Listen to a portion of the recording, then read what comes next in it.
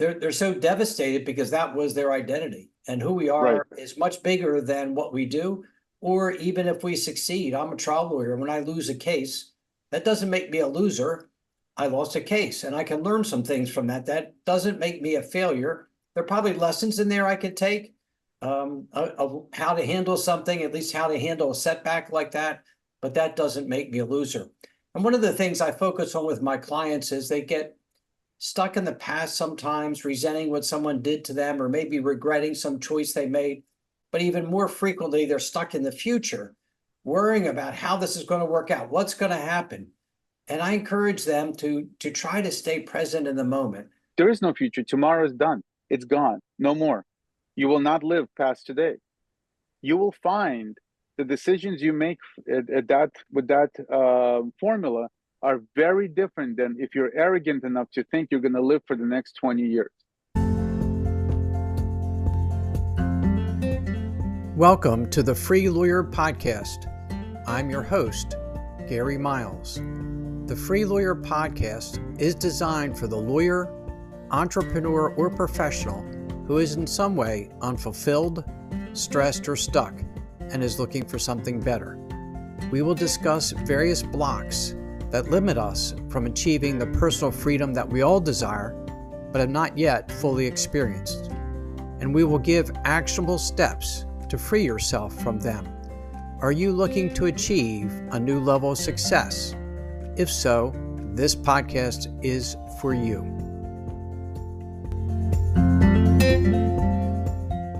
Hey everybody, welcome to today's episode of The Free Lawyer.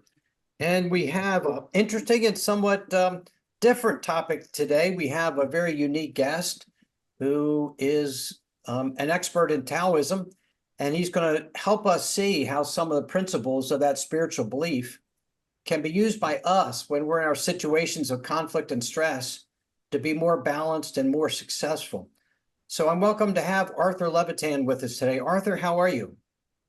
Good. Thank you very much for having me on. Well, thank you for being here. Arthur, I know you've been both an entrepreneur in your earlier life and now you're a spiritual leader in Taoism. Very briefly, just trace for us your journey and what got you to where you are today and what you do. Sure. So my parents brought us here from Ukraine when I was 9 years old. And as a lot of immigrants tend to do, they really embraced the American dream. And one of the aspects of it was make money and you'll be happy. And I was 18 when I started my first company. I was an entrepreneur. And by the time I was 22, I had made some money.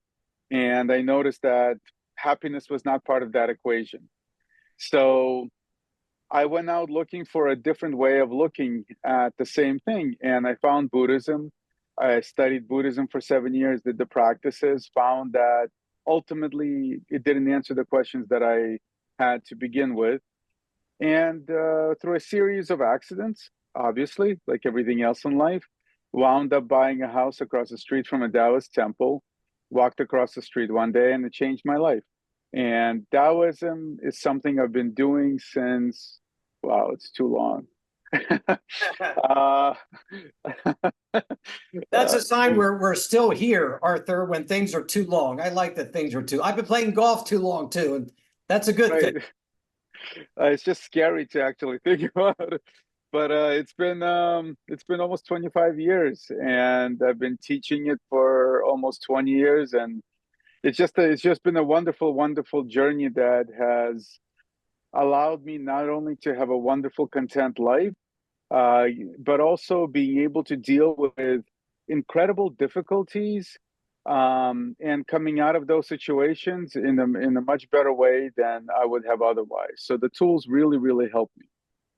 And so now you're a Taoist spiritual leader, but Mm-hmm. you also coach executives and professionals who are suffering stressful situations.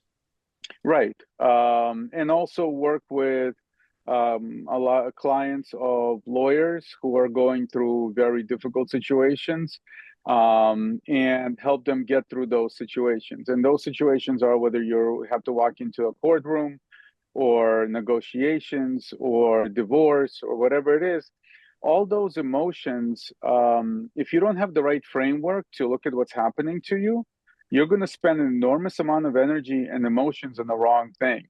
And then when it comes time for that inflection point, you're not going to have enough to be able to get through it in such a way that it comes out positive for you. Arthur, I had the misfortune of going through a very hotly contested emotional legal proceeding myself, and I'm a litigator. So I know the process. I know what works. I know what the game is. And yet it was one of the very most stressful things in my life. And you could say, I should know better because it's what I do. But when it's you and it's personal, it's very, very difficult. So I think that's a wonderful service that you provide. You know, one of the things I've seen with lawyers is that we overthink things too much, and it can really distort our views. Our minds are always working, and we have a hard time shutting them off. Right. How does Taoism help address that issue of overthinking, you know, particularly in a high stress situation, whether it's a lawyer or something else? So the first is a formula that I like to call spiritual ROI. And it's a really simple formula. It's energy, emotions, and time. And understanding where to put your emphasis and where to put those particular elements will allow you to either conserve energy or expand it in a way that basically it's the same thing as pressing the gas too hard in your car all the time. You're going to run out of gasoline, right? Much sooner. You're not going to get good mileage. It's the same thing with us, right? So overthinking is the same thing as constantly pressing on the gas of the car. You're going to create enormous amount of heat in your head. If you don't do the right practices, that heat is going to ultimately distort the way that the system is working. And you're going to come up with the answers that were not really great for you or distorted answers. If you're going to keep doing that, you're going to include emotions in it, which then ratchet up the heating of the system. And again, the distortion gets greater and greater and greater. The most important element I found with overthinking is that you cannot solve that problem by the way you're creating it. So you cannot think your way to lesser overthinking. You cannot figure that out by doing more thinking. That is simply doing more thinking. That is doing the same thing. In fact, Thinking about overthinking just makes it worse. This exactly worse. In fact, that's from one of my lawyers. I got that phrase. We cannot use that logic to get us out of this problem that got us into this problem. So what's the solution for the lawyer who feels their mind is so busy and they can't shut it off, and it doesn't stop, and it just creates additional stress? What's the solution, or what recommendations would you have? So the best solution is actually using the best tool nature has given us, and that's our bodies. And using our bodies to help move that heat away from our head, using our bodies to move our consciousness away from our head and our eyes and into our bellies or into our feet, that draws your attention away from that constant repetition, that little hamster on the wheel that's going on in your head. You have to try to break that cycle. And the best way to do it is with your body. The best way I found is go for a walk, and every couple of minutes, no, not every 5 minutes, turn around and walk backwards 10, 20, 30 steps without looking backwards. It sounds incredibly simple, but if you think about it, you're using your eyes and you're walking forward very, very heavily, right? Everything is based on walking forward using your eyes. Suddenly, you can't use your eyes. Other systems have to come into play. So it draws your attention away from your eyes. It draws your attention away from those places in the brain, which is using your eyes. And now it's refocusing where your brain is doing the thinking. So it's deflecting, essentially. And I think one thing lawyers also struggle with is we're always in conflict. I was a litigator for 45 years. Right. It was me against you. I might like you, we might be professional, we might be courteous with each other, but I was trying to win and you were trying to win. We were always in these situations of competition. It started in law school where we're competing against our classmates for a higher class rank. How can Taoism help a lawyer who's just always trying to figure out how to manage and resolve conflicts? So a lawyer is a modern day warrior, right? It doesn't matter whether you're entering the courtroom or you're entering a battlefield with a sword. It's exactly the same thing. And the way that a warrior gets through a battle is not, by the time the battle is upon them, it's too late to do anything about it. The way that a warrior gets through a battle is by training and training the right thing and training your mind to understand what the battlefield looks like.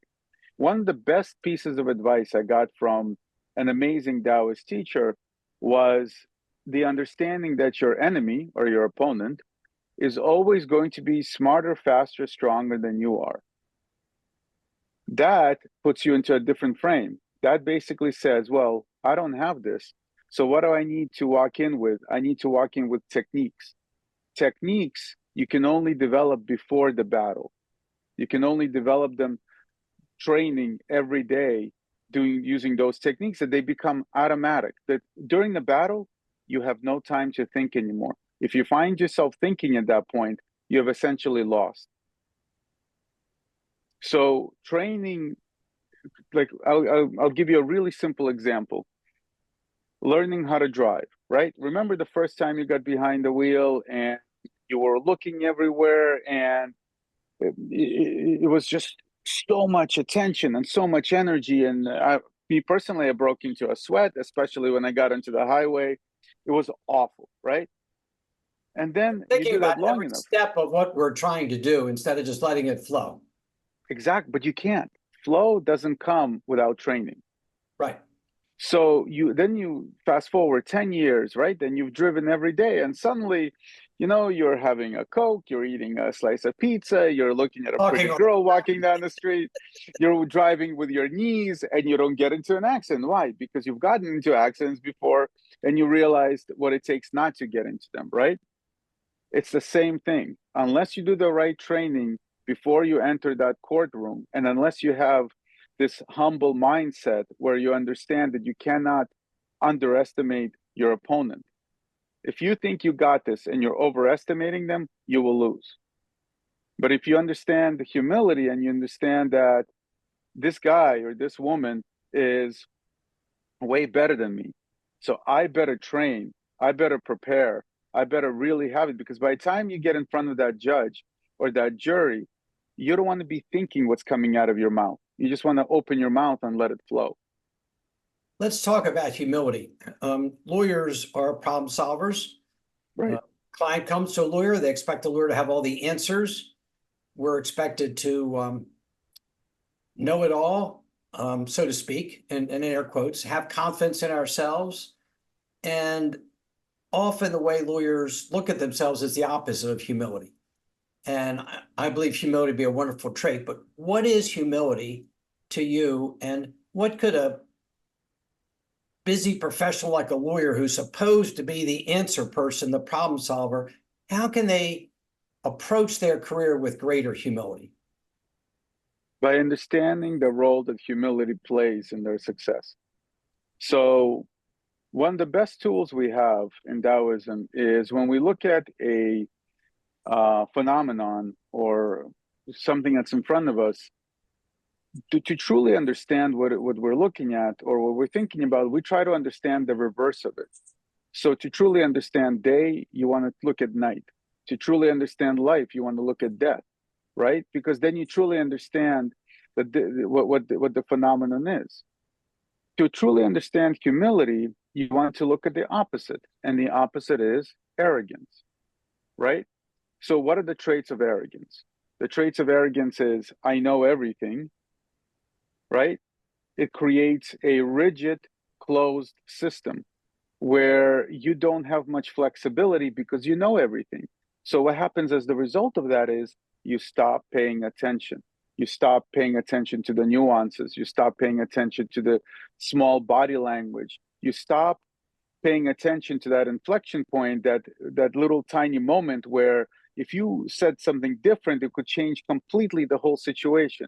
But you stop paying attention to it because you're stuck in a closed system in your head. So humility is the opposite. It is flexibility and adaptability. It is, I'm an open system. I know nothing. I'm okay that I know nothing, because if I need to look something up or go find something out because I don't, that's fine. And but that sense of humility allows me to be very cognizant, very sensitive of the world around me, to the body language, to the facial expression, to the intonation in the voice.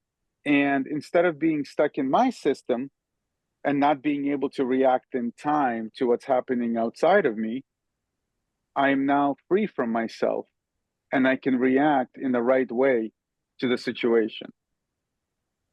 Somewhat related to that is I've seen so many times where lawyers want to talk and express their viewpoint, but they don't want to listen. And I've learned that listening is where I grow and where I learn.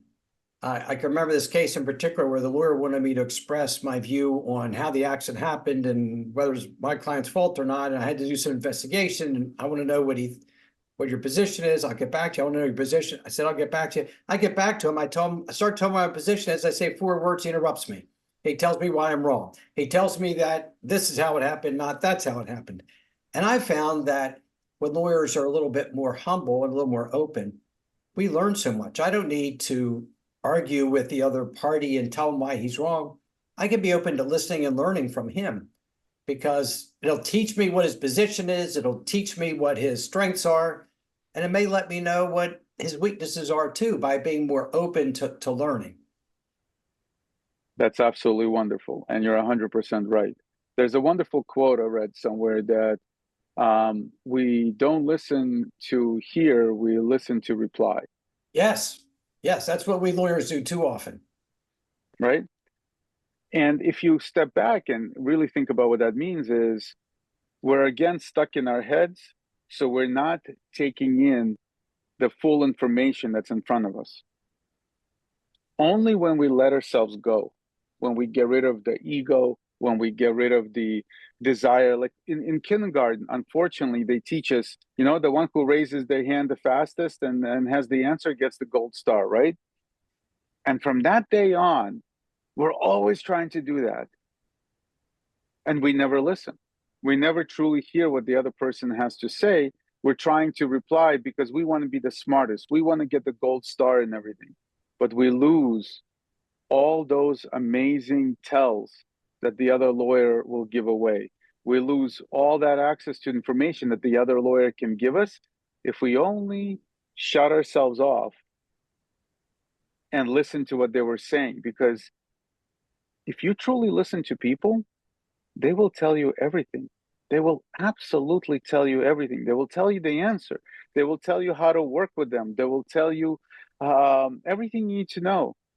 And I've been involved with a lot of different people in my life. And what I found, the more successful, the stronger the person, the more they want to truly listen and the less they want to talk. And it's the ones that don't talk are the quiet ones that are always the dangerous ones, because they're gathering more information than the ones that are actually opening their mouth. It's so important to listen and learn. I've learned that to be true too. One of the things so many lawyers struggle with is perfectionism. It's part of their habit, it's part of their nature. And I know I encourage my coaching clients to strive for excellence, or to make their goal doing their best instead of being perfect. Does the Taoist have a perspective on that concept of doing your best? So a lot of especially in the West, the world that we live in, a lot of the things around us have no end. Essentially, we are mortal creatures living as if we're gods, living as if we're immortal, because the pursuit of money has no end. The pursuit of knowledge has no end. The pursuit of perfection has no end. The pursuit of happiness has no end. All those things upgrade. That word is just pretty awful in the English language. Upgrade. It's, I'm not I'm happy with my phone for about 30 seconds when I quote unquote upgrade, and after that I'm waiting for next year so I can upgrade again and get that 30 seconds again, as opposed to enjoying it for the whole year, right? I paid for the whole year, but I'm only enjoying it for 30 seconds. And when you put it in that perspective, you start to understand that the world around us is set up in a way to take away your natural stopping points. And learning to be self-aware, to recognize when you have done your best, is also a very spiritual understanding. That means that you stop in time when it's right for you. It may not be right for the guy next to you or the woman on the other side, but it's right for you, because everything after you've done your best is negative returns. Everything. Because that day, and by the way, doing your best changes from day to day. It Right. changes as you get older. It changes in the circumstance. You know I'm what? an You avid didn't, golfer, and I've learned it changes. My best has changed as I've gotten older in the game of golf. So you're right. right. But let's say you didn't sleep well that day, right? That means that night. That means that your best that day is possibly less than it was the day before. And if you keep pushing, you're not going to get a better result. You're going to keep spending more energy and getting a negative return. So developing internal guidelines, stopping posts, right? That you understand, hey, this is right. This is where I stop today. I'm done. I'm done writing. I'm done reading. I'm done trying. This is enough for today. And that's it. And that's not easy to develop. I mean, it's very easy to say and very difficult to develop, like any other journey. I'm smiling because the way you explain that makes me think of my grandmother, who had a saying. She was a German grandmother: stop eating when it tastes the best. And I don't do that so well. When it tastes the best, I want some more. But then I always regret it because now I ate too much. I feel too full. I shouldn't have done that. I shouldn't have had that second helping. So stopping when it tastes the best is helpful to me. You talked about pushing forward and the problems of pushing forward. And lawyers are very motivated. They're very driven. They want to excel. They strive too much for perfection. And they seem to push forward too much instead of stepping back and recharging and recovering and reflecting. What thoughts do you have about that problem we have in our profession of pushing forward? And that's once again, not only having no understanding of when to stop because you've done your best. That's part of the issue, but it's more importantly about the perspective that we have in the world. You see, this whole world is built on the interaction of opposites. It's tense, relax. The only way you're going to build muscles in the gym is by tense, relax. More tense, more tense, more tense, more tense is not going to get you muscles that are well defined and strong. It's going to get you muscles that fail, right? Pushing for more tense all the time is going to lead to failure. The way this world is set up is that you need the opposite. Look, think of the way our heart works, right? Tense, relax, tense, relax. Imagine if all our heart had was tense. So we just get harder and harder and harder and harder and harder until it failed. So you have to bring into your life, relax. You have to bring the opposite. For as much as you're pushing, there should be as much the relax portion of it, the parasympathetic system. Talk to any bodybuilder and they will tell you that for every 3 weeks of hard work, they need a minimum of a week of doing nothing in order for the muscle. And they're always shocked when they come back to the gym, the muscles actually are stronger and better because they took a week off. That sounds counterintuitive, but that's exactly how it works. And for the lawyer who's listening to us today, who just feels so overwhelmed, so stressed, um, what thoughts do you have about how he can practice law but not be so stressed? Law cannot be the only thing in your life. There have to be other things in your life that bring you contentment, bring you joy. And whether it's taking a walk with the one you love or taking a walk with your dog every morning, but things that are not about pushing and things that are not about what you do every day. One of the mistakes that people make in the society we live in is mistaking what you do for who you are. Right. And that instantly attaches your ego and pride, and that continues the cycle of pushing and pushing and pushing. What you do is only a small piece of who you are. It's a reflection of who you are, but it's not who you are. Have other things in your life that bring you joy, and they'll create balance, that the law is not the only thing that you have. Because that's what happens is if it's the only thing and you're investing only in that, you're going to create a cycle where you're going to overdo it always. And when that inevitably goes sideways, and it does for all of us, no matter who we are and what we do, things always go sideways. What happens is because you've attached who you are to what you do, when things go sideways, you instantly judge your character. But it had nothing to do with your character. You were just doing that. You just went the wrong way. It's not because you're a bad person or an inadequate person. You just went the wrong way. What's the big deal? Turn around, go a different way. But once you've attached yourself, your character to what you do, judgment is always going to be with you, and it's always going to drive you in the wrong direction. It's funny that you mentioned that, because I think of when you meet someone new, often the first question is, what's your name? What do you do? That's like, that defines you. And I know I've seen when I've worked with clients who've lost their jobs, they're so devastated because that was their identity, and who we are is much bigger than what we do. Or even if we succeed, I'm a trial lawyer. When I lose a case, that doesn't make me a loser. I lost a case, and I can learn some things from that. That doesn't make me a failure. There are probably lessons in there I could take of how to handle something, at least how to handle a setback like that. But that doesn't make me a loser. And one of the things I focus on with my clients is they get stuck in the past sometimes, resenting what someone did to them, or maybe regretting some choice they made. But even more frequently, they're stuck in the future, worrying about how this is going to work out, what's going to happen. And I encourage them to try to stay present in the moment. From your background in your spiritual life, talk to me about being truly present and how that it can help us both be more successful, but also more relaxed and content. Well, this is, all of your lawyers listening are going to hate me right now. Uh-oh. But here's the deal. There's nothing you can control. Nothing. You can't control the weather. You can't control if you're going to get hit by a car.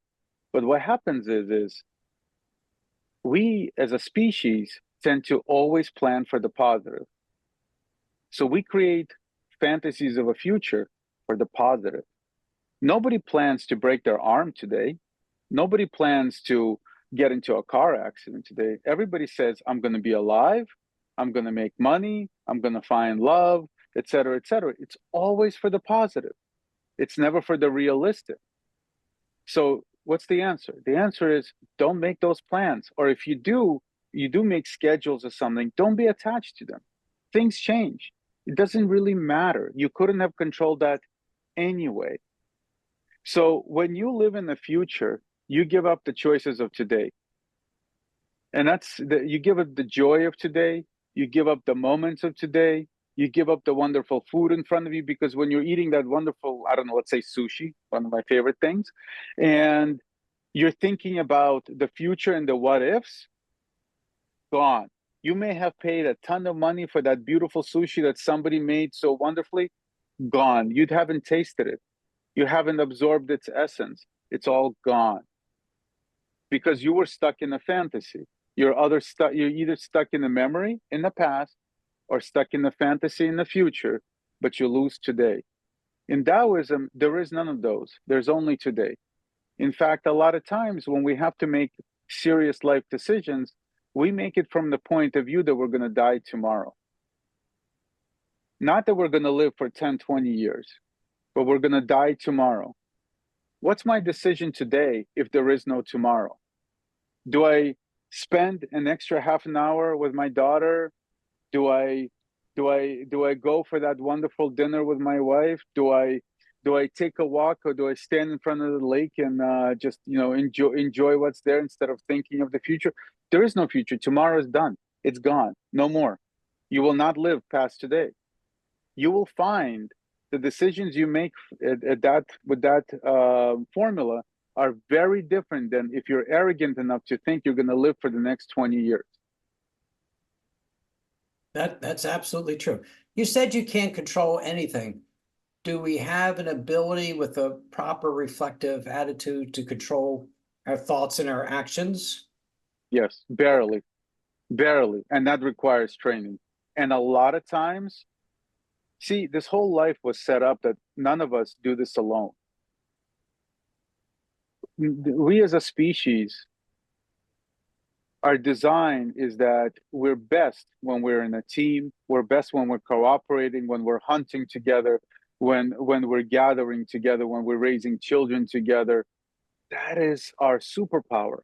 Our superpower is our interdependence with each other. That's our superpower. And yet, when you become alone, when you don't seek help, when you don't ask for help in time, you give up the greatest design that was given to you. So, controlling yourself, controlling your mind, controlling your actions, you don't have to do that alone. There are people who have dedicated their lives to helping teach you how to do that. It's the same thing as, you don't become a brain surgeon by opening a few books and then going out to become a brain surgeon. Mhm. You study under somebody who's done it before. Everything we do in life, somebody else has done, mastered, or learned. Reach out to those people. Ask for help. You don't have to do this life alone, including the spiritual path. You don't have to do it alone. In fact, more importantly, you can't do it alone. You weren't designed to do it alone. Yeah, good point. I help and support lawyers and coach them, and I analogize to golf. I started playing golf when I was in 8th grade and need to learn how to play, and I got a coach.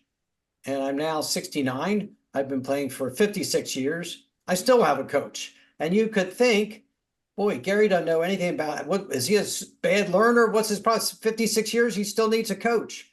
And I think whether it's true in a spiritual life, an athletic life, or professional life, a coach can really help support us and guide us and hold us accountable, whether you use the word mentor, coach, advisor, guide, friend, partner, advocate, doesn't matter. But having someone who walks with us through this difficult journey of life is very, very important. Yes. And the way, especially in America, our society is set up is the worship of the individual to the detriment of the interdependence.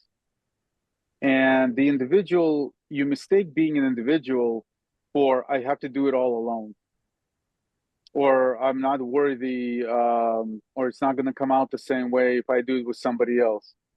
And that is the environment we live in. And it's just a matter of understanding that, and a matter of letting go of your ego and saying, you know what?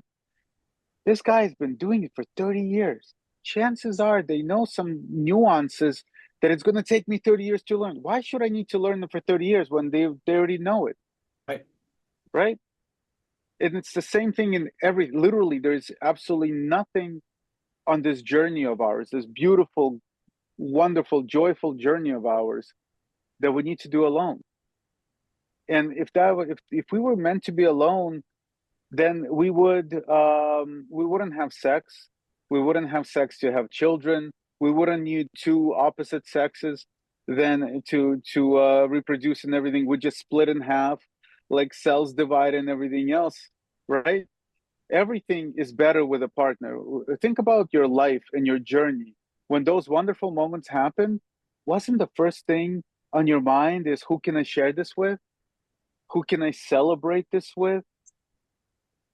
And even when the bad moments happen, where can I get a hug? Where can I go out with somebody for a drink and just simply talk about it, right? None of those moments are when you want to be alone. You want to be with someone. And it's the same thing for every moment in our life. Well said. Well said. Arthur, I really appreciate all your incredible insights today. For those who are listening who'd like to get in touch with you, how can they best find you? The best way is my email, Arthur at California Tao, Tao.org. That's the best way. And right now, I have a little website, quantumtao.org, that I'm doing a few offerings, such as Qigong online, that I'm teaching live and everything else. And again, all those things are really, really ancient practices that have amazing results. It's not that I'm enamored with them. It's just that I've seen how they worked for me in the good times and the bad times. And I've seen how they work for so many others in those difficult times. And that's the only reason I keep doing them. Fantastic. Well, thank you very much. I appreciate your being here and appreciate everything you shared. Thank you, Gary. I really appreciate your point of view. And thank you all for joining us today. We appreciate each and every one of you. If you have any thoughts or suggestions for further episodes, please reach out to me at garymiles.net. I thank you for being here. And as always, please be well, be safe, and be free. Thank you so much for listening to today's episode of the Free Lawyer Podcast. Wherever you are listening, if you enjoyed what I shared, please leave me a rating and review. I would appreciate hearing more about what you like best and what topics you might like me to cover in future episodes. If you are interested in experiencing a more fulfilling and a more successful life, please contact me at www.garymiles.net, where you can schedule a free discovery call with me so I can learn more about you, your challenges, and your dreams. I appreciate each and every one of you and have a great rest of your day. Thanks to all of you for your support.